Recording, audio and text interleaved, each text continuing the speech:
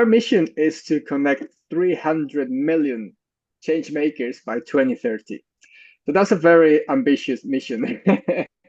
And I think we will have to grow quite exponentially if we want to get there. Right now, we're about 3,500 from 106 countries, which is not bad, but to get to 300 million, we need to grow a lot. And the reason why we've chosen those 300 million, it's you might have heard about this 3.5% rule that if you can mobilize 3.5% of the population, you can achieve big systemic change.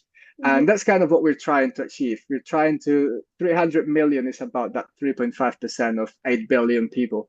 So we're trying to mobilize that 3.5% of the global population to achieve big systems change. And what we believe is that we can solve a lot more if we collaborate, if we come together rather than working in silos. And that's the main thing that we want to do with Good People is tap onto that potential that people has within that you can unleash once you get to know a few people. Because a lot of change makers feel quite alone. They don't know, especially online is kind of easy, right? You go on certain websites or groups and you find, but locally for people who don't live in a big city it's quite hard. If you live in a small place you don't really know, like you don't talk with your neighbors about these things, right?